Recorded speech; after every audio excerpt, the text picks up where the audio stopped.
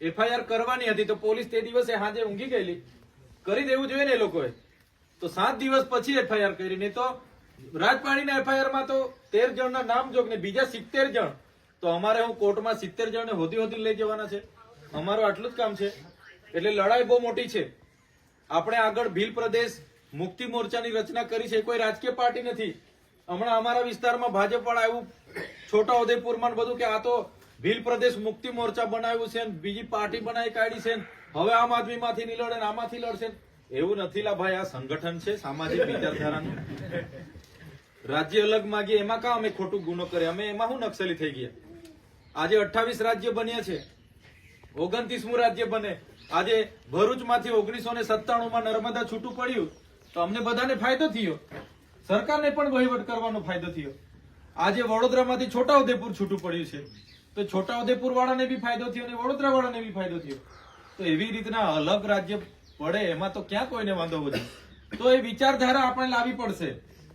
સરકારને એવું છે કે આ અલગ રાજ્ય માંગશે એટલે આ લોકો આપણો નર્મદા ડેમ પણ એ લોકો માંગી લેશે. અમારા રાજ્યમાં આવે છે વહીવટ જ અમે લઈ લેવા. બરાબર છે? ચિંતા આ લોકોને અહીં થર્મલ પાવર નીકળે છે એનો છે. થર્મલ પાવર માંથી વીજળી ઉત્પન્ન થાય છે, આ પાણી ઉત્પન્ન થાય છે, અહીંયા રેતી નીકળે છે, લિગ્નાઇટ નીકળે છે, અહીંયા યુરેનિયમ નીકળે છે, અહીંયા લાકડું છે, જમીનો છે, એના પરનો કબજો છીનવાનો છે. એટલે લડાઈ નાની સુની કોઈના મગજમાં હશે કે આ તો લડી લઈને જિંદાબાદ મુર્દાબાદ આવેદન આપી આવે, નિવેદન આપી આવે, ચાલો જતા રહી, એવું નથી. તમે બધા ક્રાંતિકારી લોકો છો. આ ચૈતરભાઈ બોલે છે, તમે લખી રાખજો આજની તારીખે 17/12/2024 નોટમાં લખી રાખજો. આવનારા દિવસોમાં જો ગુજરાતમાં પરિવર્તન જો લાવવું પડશે તો અહીંયા બેઠેલા આપણે બધા લાગશું ને તો પરિવર્તન આવવાનું છે. બીજો કોઈ પરિવર્તન લાવવા વાળો નથી.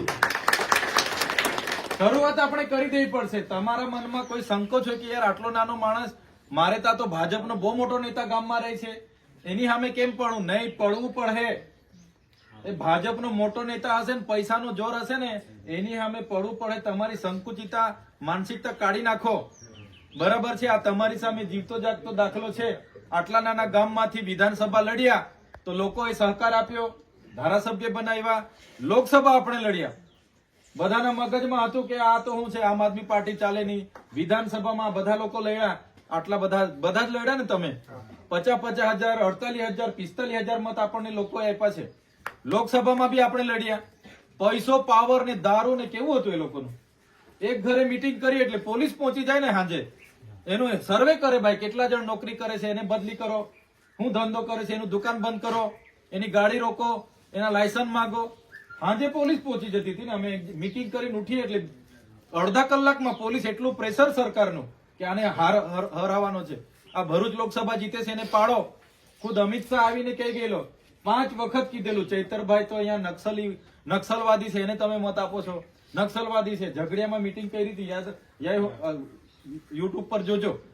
તો ગૃહમંત્રીને ખબર છે ચૈતરભાઈ વસાવા અહીંયા લડે છે એટલે એ ગૃહમંત્રી પોતાનું સ્ટેટમેન્ટ નક્સલી તરીકે આપે. બોલો, એટલો ડર છે આ લોકોને. એટલે કહેવાનો મતલબ તમે અહીંયા બધા પોતાના ખર્ચે આવેલા છે. મેં કોઈને ભાડું તોડું કે જમણવાર કે એવું કઈ ભંડારો રાખ્યો નથી.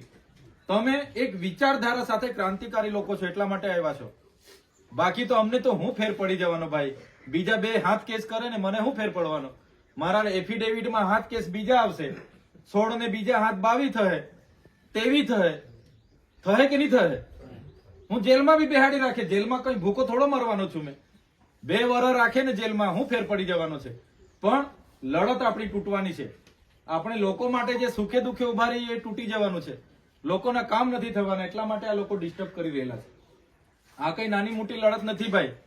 અત્યાર સુધીના નેતાઓ બધા કોઈ ગ્રાઉન્ડ પર નહોતું. આપણે તમે ને અમે બધા ગ્રાઉન્ડ પર છે. પોલીસ સામે આર્ગ્યુમેન્ટ આપણે કરીએ છીએ. કેમ? આપણે બધા ભણેલા ગણેલા છે. આપણે સંવિધાન જાણીએ છીએ, આપણા અધિકારો જાણીએ છીએ. એટલે કોઈએ દબાવવાની જરૂર નથી. શરૂઆત થઈ ગયેલી છે એવું માની લો. આજથી આ કાઉન્ટડાઉન ચાલુ થયેલું છે. જેટલી 13 નગરપાલિકાઓ, પરિણામ જે પણ મળે 13 નગરપાલિકાઓ આપણે લડવાની છે. બરાબર છે? પરિણામ જે આવે તે ભાઈ બધી હારી શું તો પોહાશે, પણ 13 માણસો જોઈએ.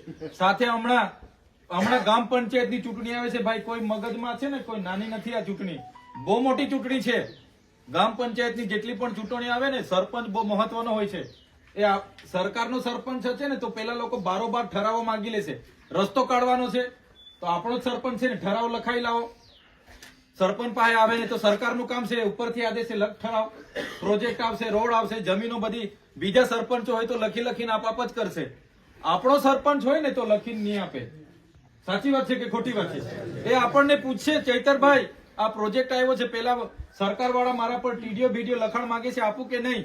આપણે કે થોબ એટલે થોભી જશે. પણ સરકાર હાથે મળેલો સરપંચ હશે, ભાજપ શાસિત વિચારધારા વાળો સરપંચ હશે ને, તો દુનિયા જેવા પ્રોજેક્ટો મોટા મોટા હશે તો એકવાર ઠરાવ આપી દેશે, પછી લડીને આપણે મરી જઈશું, પણ કઈ મેળ પડવાનો નથી. એટલે સરપંચો પણ આપણા હારા રાખો, વિચારધારા વાળા રાખો.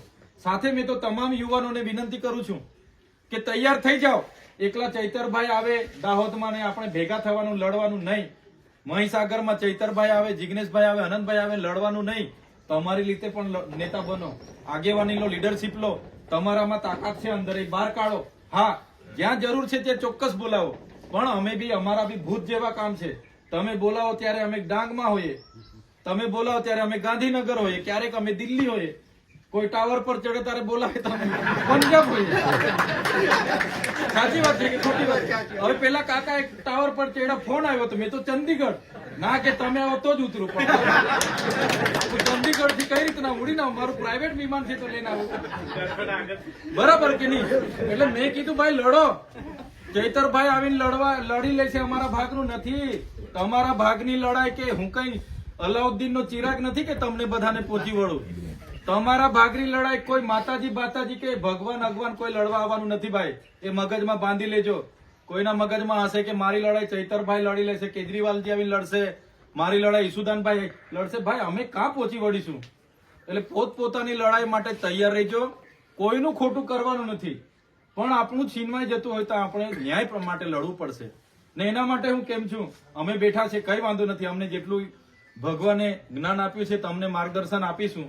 અમારાથી દોડાશે તો સહકાર પણ મળશે. પણ હવેનો સમય તમે ટાઈમ કાઢજો. બિલકુલ હવે બાંધછોડ ચાલવાની નથી. હવે થોડો સમય આપો.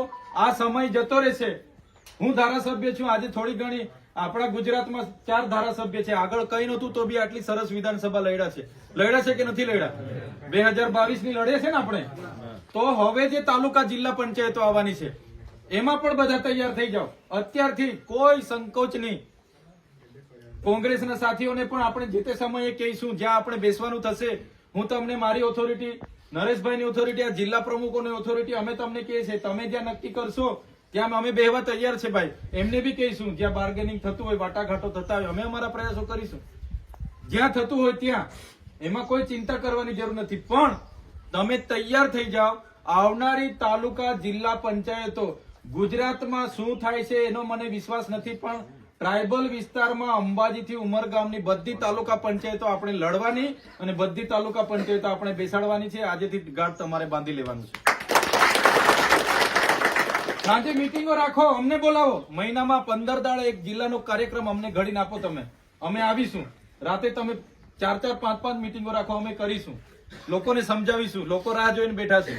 તમે મીટિંગો ગોઠવો, કેવડિયા ગોઠવો, ડાંગ ગોઠવો, આવા ગોઠવો, અમને બોલાવો. ગામમાં રાખો. હવે તાલુકામાં નથી કરવું. આપણે ઉઠી બેઠા કે સર્કિટ હાઉસમાં બેહીએ એનો કોઈ મતલબ નથી. એ તો આજ ભેગા થાય છે. એમની સામે હું ભાષણ કરવાનું? એ તો જાણે જ છે બધું. પણ જે લોકો નથી જાણતા આ લોકોની સિસ્ટમ, એમને આપણે જાણ કરવાનું છે કે આ લોકો કઈ પ્રકારનું રાજ લાવવા માંગે છે. સંવિધાનને ખતમ કરો, પોલીસનો ઉપયોગ કરો, વહીવટી તંત્રને છૂટો દોર આપી દો. આજે ગુજરાતમાં કોઈ બોર્ડ નિગમની નિમણૂક નથી. આજે અધિકારી રાજ ચાલે છે. કોઈ બોર્ડ નિગમની, પાણી પુરવઠા, બધા નિગમો હમણાં સુધી ચાલ્યા તે બંધ. કોઈને નિમણૂકો નથી. બધું અધિકારીને હોપી દીધું. કરો તમે ભ્રષ્ટાચાર કરો. એટલા માટે અમે તો જાણીએ છીએ, વિધાનસભામાં બી લડીશું, ગ્રાઉન્ડ પર બી લડીશું. પણ તમને બધાને વિનંતી છે, તમે પણ નેતા બનો. તમારી માનસિકતા હવે ખુલ્લી કરો. આટલી રાષ્ટ્રીય પાર્ટી છે, એના કાર્યકારી પ્રમુખ છું હું. આ બધા પ્રમુખો બેઠા છે ને, બધા તમે બધા ક્રાંતિકારી લોકો છે. બાકી તો ચેકડેમ બનાવવા વાળા, કોન્ટ્રાક્ટ બનાવવા વાળા તો બધા પડેલા જ છે. એ બધા ભાજપમાં જ હશે. જેને દારૂ વેચવાનો હશે, જેને જુગારના આંકડા ધંધા ચલાવવાના હશે, જેને માટીનું કૌભાંડ કરવાનું હશે, જેને હાઈવે ટેન્ડર ભરવાના હશે, જેને બ્રિજ, જેને આરસીસી રોડ ખાઈ જવાના હશે, બધા ભાજપમાં બેઠા જ છે. પણ આપણે તો લોકોના કામ માટે લડવાનું છે, બરાબર છે. એટલે આવનારા દિવસોમાં લડત બહુ લાંબી ચાલવાની છે ભાઈ. આવી મુવમેન્ટો કાયમ થશે, જ્યાં જેને અનુકૂળતા એ રીતના બધા ઉપસ્થિત રહીશું. પણ હવે તમે નેતા બનવાની આગળ વધો. જેને જ્યાં તક મળે ત્યાં, સરપંચમાં મળે, તાલુકા જિલ્લામાં મળે, નગરપાલિકામાં મળે કે 2027માં ધારાસભ્યમાં તક મળે, એમાં લડો અને બધા નેતા બનો. અને જ્યાં સુધી આપણે રાજ સત્તામાં નહીં આવીશું ત્યાં સુધી આપણો કોઈ મેળ પડવાનો નથી. આજે હું રાજ સત્તામાં છું, ધારાસભ્યમાં છું, ત્યારે આજે મારા ઘરે તમે આટલા લોકો આવ્યા છો. કાલે તમારામાંથી બીજા 10 ધારાસભ્ય બનશે તો આપણું સંગઠન ઓર મજબૂત થશે. તો આવનારી તાલુકા જિલ્લા અને આવનારી નગરપાલિકા, આવનારી ગ્રામ પંચાયત અને આવનારી વિધાનસભામાં આજેથી ગાંઠ બાંધી લો કે ભાઈ મારે આ તાલુકા સીટ લડવી છે ને જીતવી છે, વાર્તા પૂરી. આ મારી જિલ્લા સીટ લડી લેવી છે ને જીતવી છે, વાર્તા પૂરી. મારે 2027ની વિધાનસભા લડવી છે, એટલે ગાંઠ બાંધીને ઉતરી જાવ આજેથી મેદાનમાં. અમે તમારી સાથે છે. જય આદિવાસી જિંદાબાદ, ઉલ ગુલાલ જિંદાબાદ.